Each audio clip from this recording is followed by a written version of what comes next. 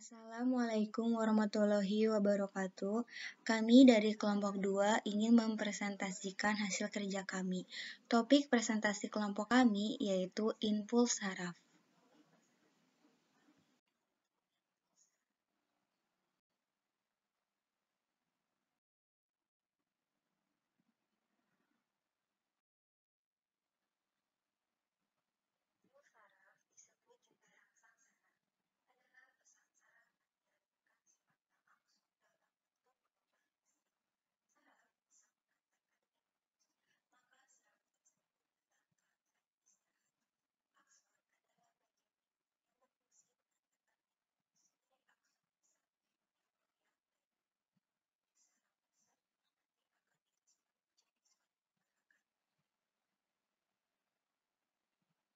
Impuls saraf disebut juga rangsang saraf, adalah pesan saraf yang dialirkan sepanjang akson dalam bentuk gelombang listrik.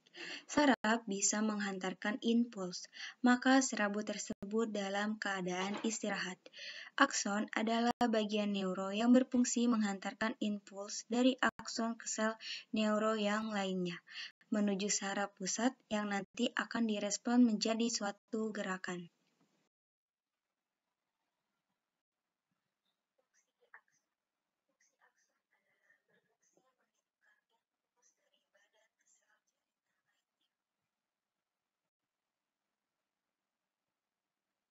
Fungsi akson. Fungsi akson adalah berfungsi mengirimkan impuls dari badan ke sel jaringan lainnya.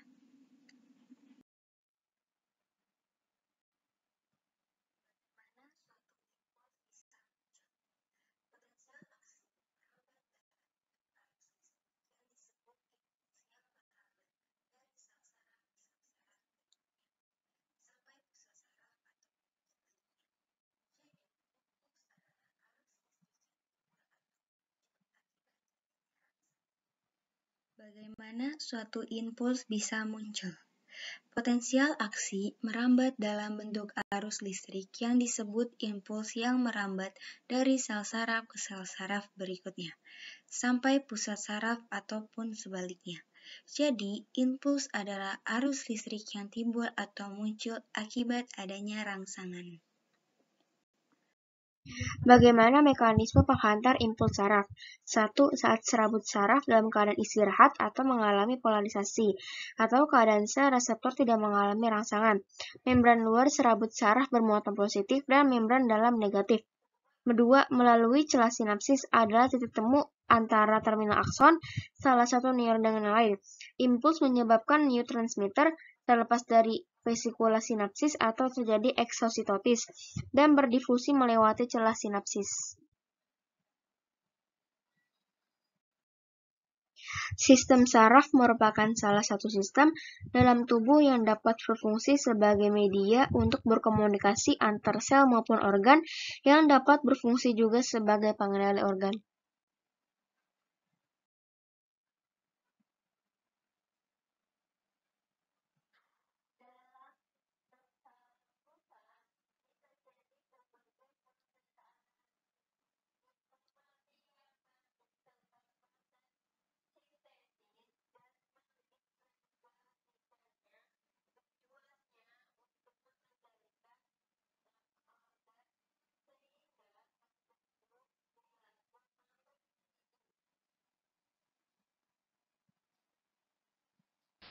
Dalam sistem saraf pusat ini terjadi berbagai proses analisis informasi yang masuk serta proses sintesis dan mengintegrasikannya. Tujuannya untuk mengendalikan sistem organ sehingga terbentuk perilaku makhluk hidup. Bagan garis besar susunan saraf. Terlihat pembagian struktur berdasarkan fungsinya. Organ reseptor dapat berupa sel yang berbeda dengan sel saraf aferen atau sensorik yang terdapat pada beberapa organ sensorik khusus. Organ reseptor dapat pula merupakan bagian ujung sel saraf aferen. Susunan saraf tepi merupakan gabungan saraf aferen atau bagian sensorik saraf tepi dengan saraf eferen atau bagian motorik saraf tepi. Susunan saraf pusat terdiri dari otak dan medula spinalis yang berfungsi antara lain menganalisis, menintesis, dan mengintegrasikan berbagai masukan dari saraf sensorik maupun dari bangunan lain yang terdapat di otak maupun di medula spinalis. Organ efektor dapat berupa otot langka yang disalafi oleh saraf motorik somatik serta otot polos, otot jantung, dan kelenjar yang disalafi oleh saraf motorik autonom.